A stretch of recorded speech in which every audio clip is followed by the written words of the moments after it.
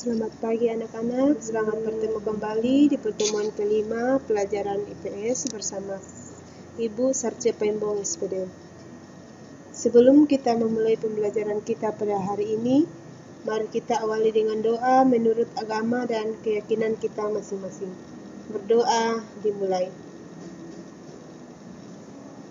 Berdoa selesai. Hari ini kita akan belajar mengenai dinamika kependudukan Indonesia. Kita akan langsung masuk ke pembahasan, yaitu dinamika kependudukan Indonesia. Indonesia adalah negara kepulauan dengan potensi sumber daya manusia yang sangat besar.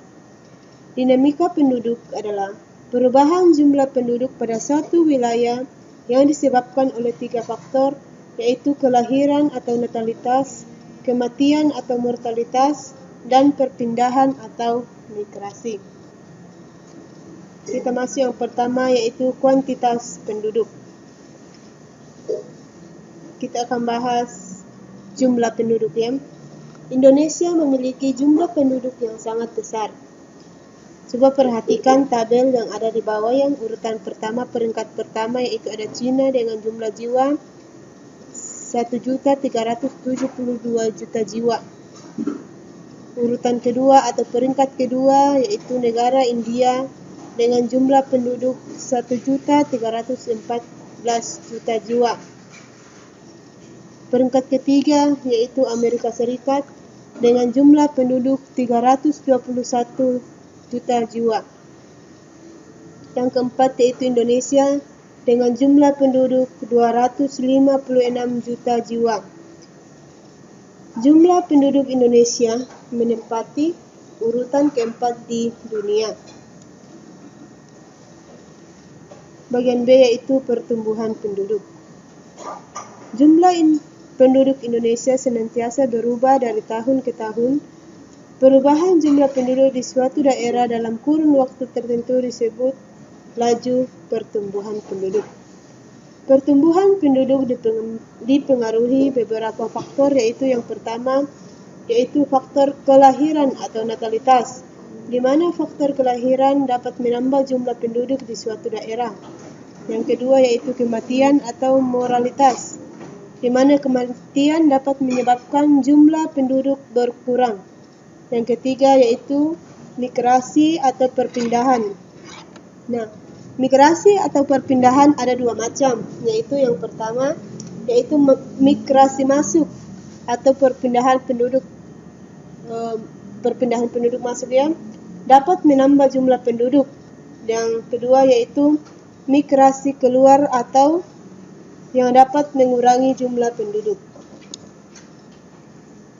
Adapun faktor-faktor yang mempengaruhi angka kelahiran, kematian, dan migrasi dapat anak-anak baca dan pelajari di buku LKS IPS halaman 18 sampai halaman 20. Kita masuk ke bagian C, yaitu komposisi penduduk. Komposisi penduduk adalah pengelompokan penduduk berdasarkan usia atau umur, jenis kelamin, mata pencaharian, agama, bahasa, pendidikan, tempat tinggal, jenis pekerjaan, dan lain-lain. Ini juga anak-anak dapat baca ya di halaman buka LKS-nya halaman 18 sampai 21. Di situ akan dijelaskan semua tentang bagaimana mata pencaharian, agama, bahasa, pendidikan dapat mempengaruhi komposisi penduduk. Berikutnya yaitu pertumbuhan dan kualitas penduduk. Pertumbuhan penduduk adalah keseimbangan dinamis antara kekuatan yang menambah dan kekuatan yang mengurangi jumlah penduduk. Bagian D yaitu persebaran penduduk. Persebaran penduduk adalah bentuk penyebaran penduduk di suatu wilayah atau negara. Apakah penduduk tersebut tersebar merata atau tidak? Beberapa daerah di Indonesia penduduknya masih sangat sedikit. Contohnya di daerah Papua. Kepadatan penduduk rata-rata hanya 4 juta jiwa per kilometer persegi. Sementara di Pulau Jawa, kepadatan penduduk mencapai 945 jiwa per kilometer persegi. Coba di sini Ibu ada paparkan peta kepadatan penduduk Indonesia. Anak-anak dapat mengamati. Di sini dapat kita lihat bahwa persebaran penduduk Indonesia jelas tidak merata. Penduduk yang tidak merata menyebabkan masalah pembangunan. Kepadatan penduduk di Papua dan Kalimantan relatif rendah, padahal wilayah kedua pulau ini sangat luas.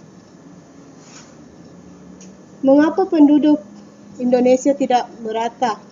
Karena penduduk Indonesia umumnya terkonsentrasi di kota-kota besar.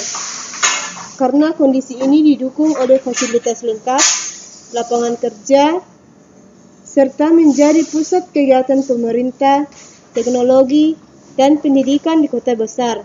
Faktor-faktor tersebut mendorong tingginya laju urbanisasi, sehingga lahan pemukiman di perkotaan makin sempit dan rawan permasalahan sosial. Yang kedua, kita akan bahas mengenai kualitas penduduk. Yang pertama yaitu indikator kualitas penduduk. 1. Pendidikan. Pendidikan merupakan aspek utama dalam menilai sumber daya manusia. Meski demikian, tidak selamanya orang yang berpendidikan tinggi memiliki kualitas bagus. Orang yang berpendidikan tinggi perlu disertai dengan keterampilan dan kecakapan. Indikator yang kedua yaitu kesehatan. Merupakan faktor utama yang mempengaruhi tingkat produktivitas penduduk. Tingkat kesehatan suatu negara dapat dilihat dari angka kematian bayi dan usia harapan hidup. Kasus kematian bayi menjadi salah satu indikator rendahnya kualitas kesehatan. Berikutnya indikator yang ketiga yaitu mengenai perekonomian. Kondisi ekonomi penduduk dapat dilihat dari kemampuan daya belinya.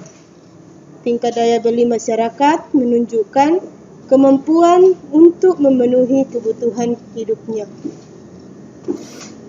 Bagian B yaitu upaya peningkatan kualitas penduduk. Kualitas sumber daya manusia harus diperbaiki dengan cara yang pertama yaitu meningkatkan karakter dengan menjaga kepatuhan terhadap ajaran kehidupan dalam masyarakat. Yang kedua, meningkatkan akses dan fasilitas pendidikan, misalnya dengan pemberian beasiswa bagi pelajar yang berprestasi. Yang ketiga, meningkatkan kualitas kesehatan dengan cara memperbaiki pelayanan dan infrastruktur kesehatan. Yang keempat, yaitu meningkatkan kesejahteraan melalui pemberian layanan sosial, asuransi, dan perlindungan masyarakat miskin. Upaya peningkatan kualitas penduduk yang terakhir yaitu yang kelima yaitu mendorong perluasan kesempatan kerja, revitalisasi pertanian, serta usaha kecil dan menengah atau biasa disingkat dengan UMKM. Kita masuk ke pembahasan yang terakhir yaitu keragaman etnik budaya Indonesia. Etnik adalah sekelompok manusia yang memiliki kesamaan latar belakang dan budaya dan terikat kesadaran serta identitas. Ciri-ciri etnik adalah memiliki kesamaan kebudayaan, bahasa, adat istiadat, dan kesamaan nenek moyang. Budaya merupakan bagian yang tidak terpisahkan dari kehidupan manusia. Sebagai bangsa yang majemuk, Indonesia mempunyai beragam jenis kebudayaan, di antaranya baik dari rumah adat, pakaian adat dan senjata tradisional, kesenian daerah meliputi lagu dan tarian daerah, serta keragaman bahasa atau bahasa daerah.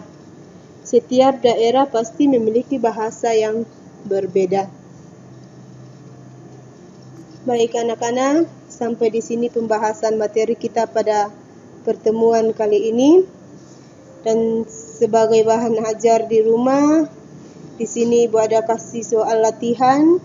Silakan dipelajari baik-baik materi yang Ibu sudah paparkan, kemudian dijawab pertanyaan dengan tepat dan benar.